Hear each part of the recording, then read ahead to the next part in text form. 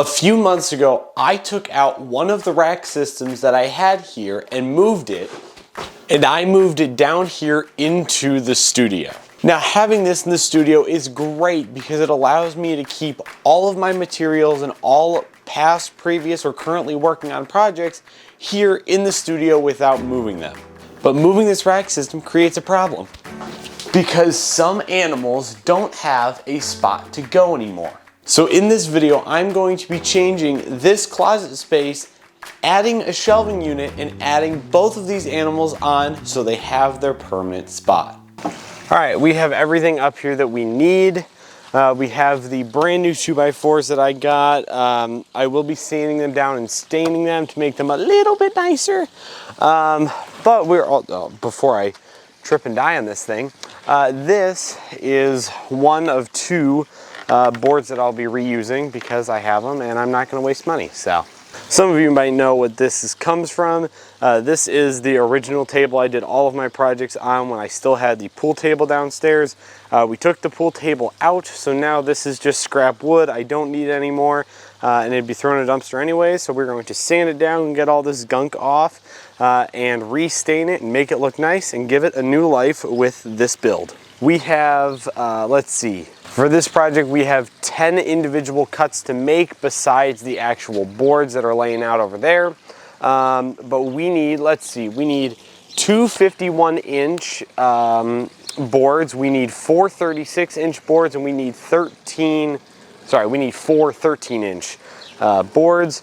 We're going to use my speed square, my circular saw. You can also use a miter saw with this, but my miter saw is a little bit older and won't give me as precise cuts as with this. So we're going to use this and we're going to cut these guys out and we can start sanding, assembling, and staining.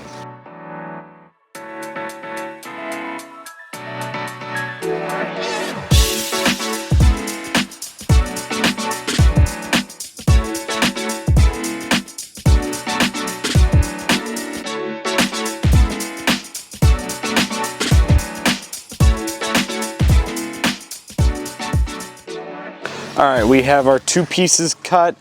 This ended up being particle board, which I'm kind of disappointed about, but shouldn't be a problem because we still have a laminated side here and here, which can be our front side, and those can be our two back corners. I do have to sand everything down now. We have all of our pieces. I had to go back to the hardware store because my brain didn't think to actually calculate how much wood I needed. I also cut out an extra 13-inch one right there. I don't know why, but that's just how my brain works. I got some new sanding pads, some really heavy grit especially for this guy because it just needs a good sand off. We are going to stain everything and well, then we can actually assemble it.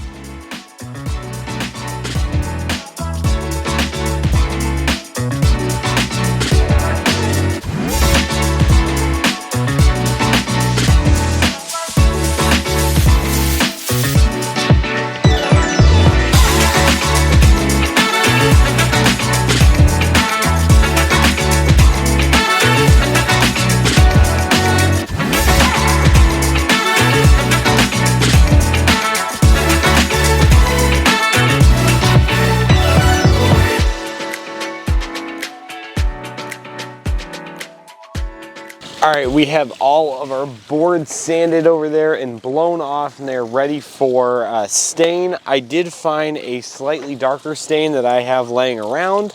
I also have a bunch of polyurethane, which is a sealer for the boards. I'm not going to seal the 2x4s because I don't really need it. How much water am I really getting on those? It's more just the top of it so it doesn't instantly soak into the wood when I try to wipe it away. But we're gonna get this polyurethane on and this stain on and well, we will, yeah, let's just start staining and polyurethaning, I guess.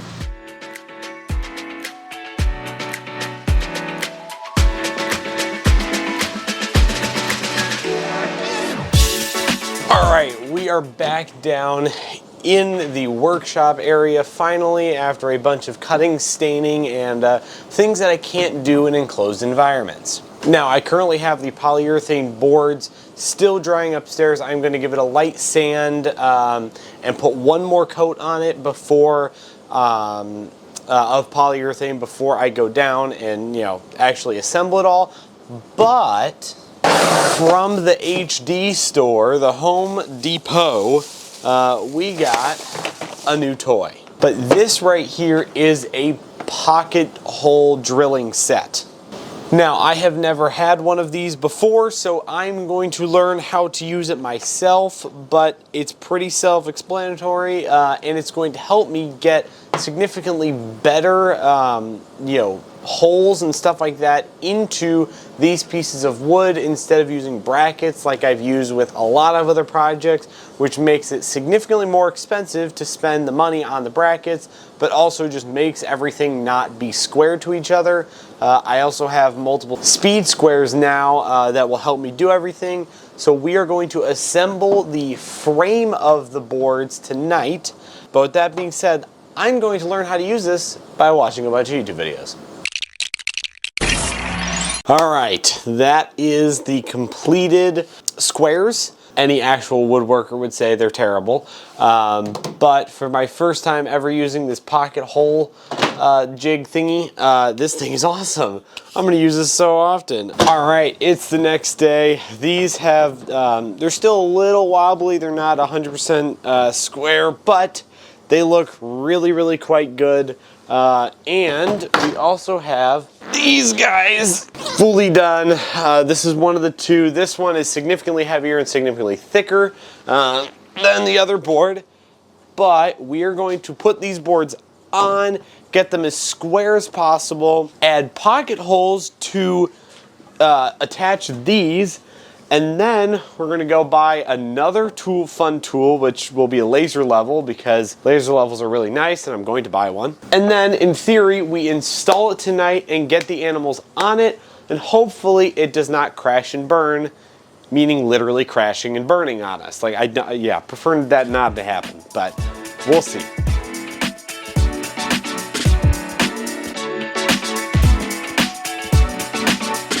It's also incredibly awkward. 40 gallons are a lot bigger than you think they are. I never claimed to be a smart man, but I didn't think I was this dumb. So, fun fact, the enclosure you just saw me struggle to put onto this stupid thing is a little over 36 inches. And guess what is exactly 36 inches? This thing.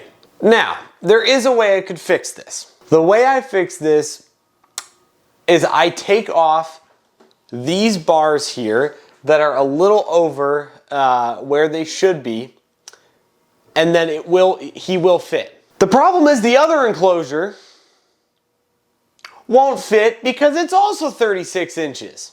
Now you would think it would be fine, but this is a closet, and this is a giant door frame that gives me about 4.5 inches of space that I need to, angle it inwards. So as you can see, I'm incredibly mad at myself for doing this, because this just added a whole nother day or more, because I have to stain things. I need to cut them and sand them and stain them. Have to do the entire process over again and take this thing off the wall, which wasn't easy to put up in the first place. So I'm gonna let future me take over here and finish this, because I'm done for the day. Obviously in the last clip you saw, I was not thrilled. That's because for the entire length of this closet, I need at least a 4-foot 5-inch area where I can put the 4-foot enclosures that are currently at the reptile room in college home when they eventually come home with me. And this shelving unit was supposed to fit right in between there and not have any problems. It also has enough room underneath it to add a baby rack that I will be building soon on this channel.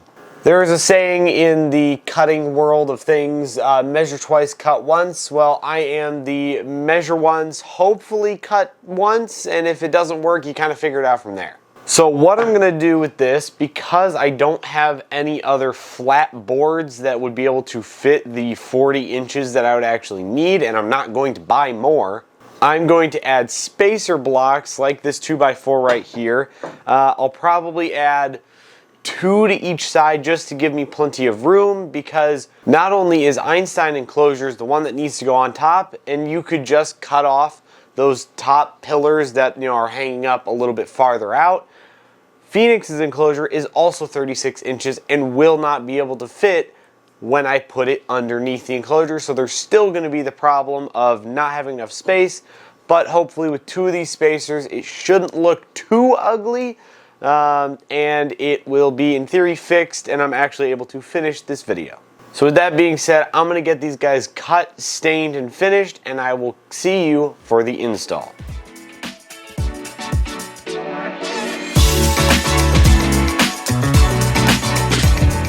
Well, after plenty of stress and headaches and rage quitting this project, we are finally done. As you saw in the last clip, I put this enclosure through this side by taking off this pillar. So right now her enclosure is locked in and she is staying there, or at least this enclosure is staying there for the time being. Obviously, I go to college and there are plenty times where I'm moving around and animals are coming with me, enclosures are coming with me, but I will say I am building her a custom enclosure vacation home so she can come with me, and I can also leave that enclosure at school so she doesn't constantly have to be transported back and forth with this enclosure, because it's significantly larger and just bigger and heavier and everything, and it makes my life so much harder.